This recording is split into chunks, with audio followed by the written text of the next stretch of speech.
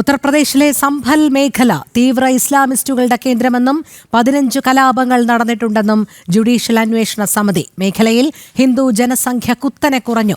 സംഭൽ ജമാ മസ്ജിദ് സംഘർഷത്തിൽ മുഖ്യമന്ത്രി യോഗി ആദിത്യനാഥിന് സമർപ്പിച്ച റിപ്പോർട്ടിലാണ് ഇക്കാര്യങ്ങൾ ചൂണ്ടിക്കാട്ടിയത്. 2024 നവംബറിലെ സംഭൽ ജമാ മസ്ജിദ് സംഘർഷം അന്വേഷിച്ച ജുഡീഷ്യൽ കമ്മിറ്റി മുഖ്യമന്ത്രി യോഗി ആദിത്യനാഥിന് റിപ്പോർട്ട് സമർപ്പിച്ചു.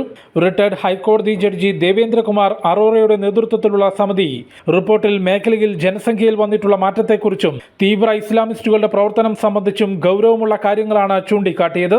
2024 നവംബറിൽ സംഭലിൽ നടന്ന സംഘർഷം ആസൂത്രിതമാണെന്നും മുൻപ് 15 കലാപങ്ങൾ ഇവിടെ നടന്നിട്ടുണ്ടെന്നും റിപ്പോർട്ടിലുണ്ട്. കണക്കുകൾ പ്രകാരം സ്വാതന്ത്ര്യം ലഭിക്കുന്ന സമയത്ത് മേഖലയിൽ 55% മുസ്ലിമുകളും 45% ഹിന്ദുക്കളും ഉണ്ടായിരുന്നു. എന്നാൽ ഇന്ന് ഹിന്ദു ജനസംഖ്യ 15% കുറഞ്ഞെന്നും മുസ്ലിം ജനസംഖ്യ 85%, സമിതി വ്യക്തമാക്കി.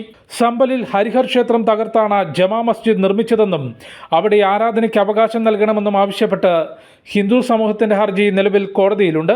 ഈ കേസിൽ കോടതി ഉത്തരവ് പ്രകാരം സർവേ നടത്താനെത്തിയ ഉദ്യോഗസ്ഥരെയും പോലീസിനെയും മസ്ജിദിന് സമീപം ആക്രമിച്ചിരുന്നു. തുടർന്നുണ്ടായ സംഘർഷത്തിലും വെടിവെപ്പിലും 5 പേർ കൊല്ലപ്പെട്ടു, നിരവധി പേർക്ക് പരിക്കേറ്റു. സംഘർഷത്തിന്റെ നാശനഷ്ടം പ്രതികളിൽ നിന്ന് ഈടാക്കുന്ന നടപടി UP സർക്കാർ ആരംഭിച്ചിരുന്നു. ജനം, ഡൽഹി. കൂടുതൽ വിവരങ്ങളുമായി ജിഷ്ണു കൃഷ്ണൻ ചേരുന്നു. ജിഷ്ണു, ഏത് രീതിയിലുള്ള അല്ലെങ്കിൽ ഉള്ളടക്കം ഏത് രീതിയിലാണ് നമ്മുടെ സംഭൽ വിഷയവുമായി ബന്ധപ്പെട്ടുള്ള ജുഡീഷ്യൽ റിപ്പോർട്ട് യോഗി ആദിത്യനാഥിനെ സമർപ്പിച്ചിരിക്കുന്നത്? രോഹിണി, 2024 നവംബറിൽ സംഭൽ ജമാ മസ്ജിദിൽ നടന്നിട്ടുള്ള സംഘർഷവുമായി ബന്ധപ്പെട്ടാണ് ഹൈക്കോടതി റിട്ടയർഡ് ജഡ്ജിയുടെ നേതൃത്വത്തിലുള്ള 3-അംഗ സമിതി ഇപ്പോൾ റിപ്പോർട്ട് നൽകിയിട്ടുള്ളത്. ആ ജുഡീഷ്യൽ സമിതിയുടെ റിപ്പോർട്ടിൽ ഗൗരവമുള്ള കാര്യങ്ങൾ ചൂണ്ടിക്കാണിക്കുന്നു. ഒന്ന്, സംഭൽ സംഘർഷം ആസൂത്രിതമായിരുന്നു. അവിടെ തീവ്ര ഇസ്ലാമിസ്റ്റ് ശക്തികളുടെ പ്രവർത്തനം വ്യാപകമാണ്. ഒപ്പം അവിടുത്തെ ജനസംഖ്യാ കണക്കുകൾ സംബന്ധിച്ചും ജമാ മസ്ജിദുമായി ബന്ധപ്പെട്ടും ഈ ജുഡീഷ്യൽ സമിതി നടത്തിയിട്ടുള്ള പഠനത്തിന്റെ റിപ്പോർട്ട് ഈ സംഘർഷത്തോടൊപ്പം തന്നെ എന്തുകൊണ്ട് ആ സംഘർഷം ഉണ്ടായി, ആ മേഖലയുടെ പ്രത്യേകത സംബന്ധിച്ചുമുള്ള വിവരങ്ങൾ കൂടി റിപ്പോർട്ടിൽ ചൂണ്ടിക്കാട്ടിയിട്ടുണ്ട്. സ്വാതന്ത്ര്യം ലഭിക്കുന്ന സമയത്ത് കണക്കുകൾ സഹിതം ആ സമയത്തെ കണക്കുകളിൽ 55% മുസ്ലിം ജനസംഖ്യയും 45% ഹിന്ദു ജനസംഖ്യയും ഉണ്ടായിരുന്ന മേഖലയായിരുന്നു. എന്നാൽ ഇപ്പോൾ നിലവിലെ കണക്കുകൾ പ്രകാരം ഹിന്ദു ജനസംഖ്യ 15% കുറഞ്ഞെന്നും മുസ്ലിം ജനസംഖ്യ 85% ഉയർന്നു. അവിടെ തീവ്ര ഇസ്ലാമിസ്റ്റുകൾ വലിയ രീതിയിലുള്ള പ്രവർത്തനങ്ങൾ നടത്തുന്നു. ഒപ്പം സംഭൽ ജമാ മസ്ജിദ് എന്നുള്ളത് ഹൈന്ദവ വിഭാഗം അവകാശപ്പെടുന്നത് പോലെ ആ കെട്ടിടത്തിൽ മുൻപൊരു ക്ഷേത്രം നിലനിന്നിരുന്നു എന്ന്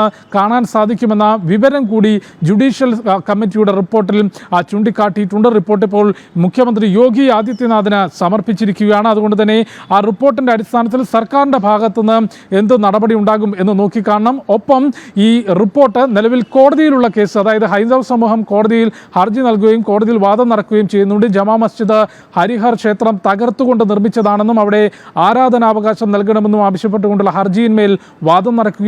ആ കേസിലും നിലവിൽ സമർപ്പിച്ചിട്ടുള്ള ജുഡീഷ്യൽ കമ്മിറ്റിയുടെ റിപ്പോർട്ട് സ്വാധീനിക്കുമെന്ന കാര്യത്തിൽ യാതൊരു സംശയവുമില്ല. ആ ജുഡീഷ്യൽ കമ്മിറ്റിയുടെ റിപ്പോർട്ട് കോടതി നേരിട്ട് പരിശോധിക്കുകയുണ്ടാവും. അത് കേസിനെ ബാധിക്കും. ഏതായാലും സംഭലിലെ സംഘർഷം ആസൂത്രിതമായിരുന്നു. അവിടെ കോടതി നിയോഗിച്ച ഉദ്യോഗസ്ഥർ സർവേക്ക് എത്തിയപ്പോഴായിരുന്നു ആ ഉദ്യോഗസ്ഥരെയും പോലീസ് ഉദ്യോഗസ്ഥരെയും തടയുകയും പിന്നീടുണ്ടായിട്ടുള്ള തർക്കത്തിലും സംഘർഷത്തിലും വെടിവെപ്പിലും 5 പേർ കൊല്ലപ്പെടുകയും നിരവധി പേർക്ക് പരിക്കേൽക്കുകയും ചെയ്തത്. രോഹിണി. ശരി ജിഷ്ണു. ഉത്തർപ്രദേശിലെ സംഭൽ മേഖല തീവ്ര ഇസ്ലാമിസ്റ്റുകളുടെ കേന്ദ്രമെന്നും 15 കലാപങ്ങൾ നടന്നിട്ടുണ്ടെന്നും ജുഡീഷ്യൽ അന്വേഷണ സമിതി. മേഖലയിൽ ഹിന്ദു ജനസംഖ്യ കുത്തനെ കുറഞ്ഞു. സംഭൽ ജമാ മസ്ജിദ് സംഘർഷത്തിൽ മുഖ്യമന്ത്രി യോഗി ആദിത്യനാഥിന് സമർപ്പിച്ച റിപ്പോർട്ടിലാണ് ഇക്കാര്യങ്ങൾ ചൂണ്ടിക്കാട്ടിയത്. ജിഷ്ണു കൃഷ്ണനാണ് വിവരങ്ങൾ നൽകിയത്.